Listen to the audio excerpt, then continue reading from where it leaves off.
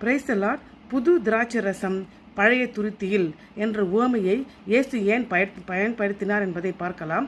பண்டைய காலத்தில் திராட்சை ரசமானது விலங்கின் தோலினால் செய்யப்பட்ட துருத்தியில் சேமித்து வைப்பாங்க. புதிதாக உற்பத்தி செய்யப்படும் திராட்சரசம் தொடர்ந்து பிடிக்கிறது, விரிவாக்கத்தை ஏற்படுத்தும் வாயுகளை வெளிப்படுத்துகிறது.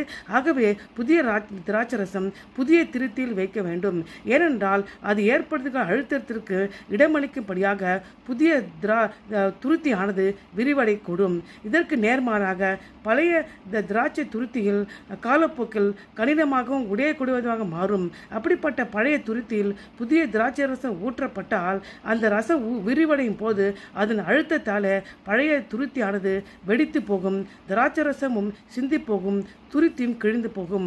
ஆகவே இரண்டையும் பாதுகாக்க புதிய திராட்சை ரசத்தை புதிய துருத்தியில் வைக்கப்படுகிறது. யோவான் ஸ்நானகன் மற்றும் பரிசேயருடைய சீஷர்கள் உபவாசிக்கிறார்கள். ஏன் இயேசுவின் சீஷர்கள் உபவாசிக்கவில்லை என்று சொல்லி இயேசுவிடம் கேட்கும் போது இந்த புது திராட்சை ரசமும் பழைய துருத்தியும் என்கிற உவமையை இயேசு பயன்படுத்துகிறாரு. மத்தேயு 9:18 இப்படியாக சொல்கிறது, புது திராட்சை ரசத்தை பழைய துருத்திகளில் வார்த்து வைக்கிறதும் இல்லை. வார்த்து வைத்தால் துருத்திகள் கிழிந்து போகும், ரசமும் சிந்தி போகும், துருத்திகளும் கெட்டு போகும். புது ரசத்தை புது துருத்திகளில் வார்த்து வைப்பார்கள். அப்பொழுது இரண்டும் பத்திரப்பட்டிருக்கும் என்றான். இது இதில் இயேசு 3 உவமைகளை சொல்லுகிறாரு. முதலாவது உவமை புதிய திராட்சை ரசமானது இயேசுவின் புதிய உடன்படிக்கையின் போதனைகள் மற்றும் பரிசுத்த ஆவியானவரின் கிரியையை குறிப்பிடுகிறது. புதிய திராட்சை ரசமானது புளிக்கிறது மற்றும் விரிவடைகிறது. அதற்கு நெகிழ்ச்சியான விரிவடைகிற துருத்தி தேவைப்படுகிறது. இரண்டாவது உவமை பழைய துருத்தி.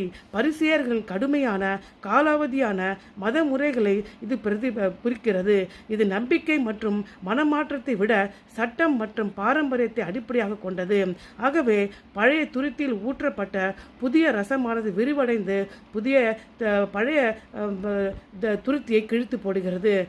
மூன்றாவது உவமை புதிய துருத்தி. இயேசுவின் செய்திக்கு மக்கள் திறந்த மனப்பான்மையுடன் ஏற்றுக்கொண்டு மனம் மாற்றப்பட்டு புதிய கிருபையின் உடன்படிக்கை இணைக்கப்படுவதை புதிய துருத்தி குறிக்கிறது. ஆகவே இயேசு அறிமுகப்படுத்திய புதிய போதனைகள் அல்லது நடைமுறைகள், அதாவது புதிய திராட்சை ரசம் யூத மதத்தின் பழைய திராட்சை துருத்தியில் ஊற்றப்பட முடியாது என்பதை உருவகப்படுத்துகிறது. ஆகவே இயேசுவின் செய்தி யூத மதத்தை சீர்படுத்துவதற்கு வரவில்லை, மாறாக முற்றிலும் புதிய உடன்படிக்கையை கொண்டு வருகிறது. புதிய உடன்படிக்கைக்கு ஒரு புதிய இருதயமும் மனநிலைமையும் தேவைப்படுகிறது. புது திராட்சரச துருத்திகள் விரிவடைவதை போல விசுவாசத்தின் வாழ்க்கையின் பரிசுத்த ஆவியின் கிரியையை திறந்திருக்கப்பட வேண்டும். ஆமென்.